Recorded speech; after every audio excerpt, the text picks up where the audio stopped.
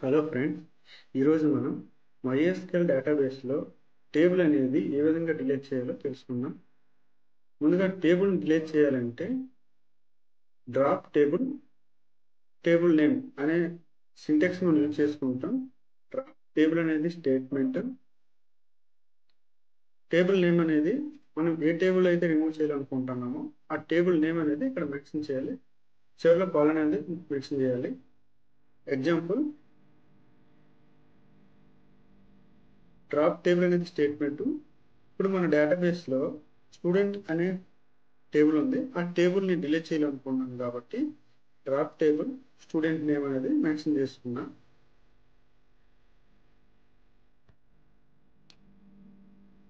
ఈ విధంగా మనం MySQL డేటాబేస్లో టేబుల్ అనేది డిలీట్ చేయగలం.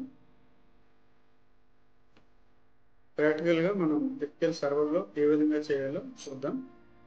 మనం రాజు అనే డేటాబేస్లో స్టూడెంట్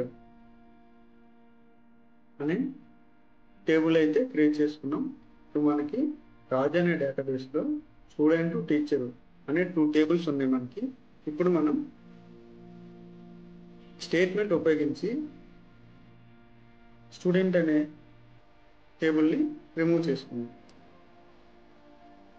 డ్రాప్ టేబుల్ అనే స్టేట్మెంట్ ఉపయోగించి మనం రాజు అనే డేటాబేస్లో స్టూడెంట్ అనే టేబుల్ని రిమూవ్ చేద్దాం.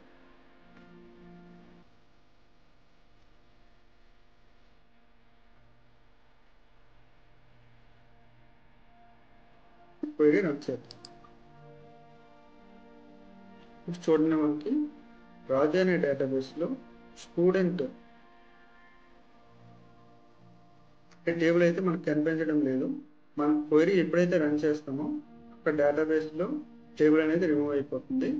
ఈ విధంగా మనం MySQL డేటాబేస్లో స్టేట్మెంట్ ఉపయోగించి రిమూవ్ చేయొచ్చు. ఇప్పుడు మనం MySQLలో టేబుల్ రిమూవ్ చేద్దాము. డైరెక్ట్గా మనం ఏ విధంగా టేబుల్ రిమూవ్ చేయగలము చూద్దాం. ముందుగా ఇప్పుడు మనకి టీచర్ అనే టేబుల్ ఉంది. ఈ టేబుల్ కూడా రిమూవ్ చేద్దాం.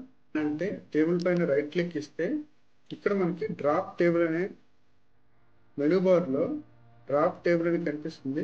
డ్రాప్ టేబుల్ మీద మనం క్లిక్ చేస్తే టీచర్ అనే టేబుల్ అనేది రిమూవ్ అయిపోవడం జరుగుతుంది. డ్రాప్ టేబుల్ మీద ఎప్పుడైతే మనం క్లిక్ చేస్తామో ఇలా మనకు పాపప్ అనేది ఓపెన్ అవుతుంది. డ్రాప్ టేబుల్ రిమూవ్ చేయాలనుకుంటే డ్రాప్ నవ్ అని క్లిక్ చేయాలి. మనం రిమూవ్ చేయాలనుకుంటున్నాం కాబట్టి డ్రాప్ నవ్ క్లిక్ చేద్దాం. సో ఇప్పుడు మనకి రాజు అనే డేటాబేస్లో ఎటువంటి టేబుల్ కూడా లేదు. ఎందుకంటే మనం స్టూడెంట్ అనే టేబుల్ని స్టేట్మెంట్ ఉపయోగించి రిమూవ్ చేసాం. టీచర్ అనే టేబుల్ని MySQLలో డైరెక్ట్గా మనం డిలీట్ చేసాం. ఈ విధంగా MySQLలో మనం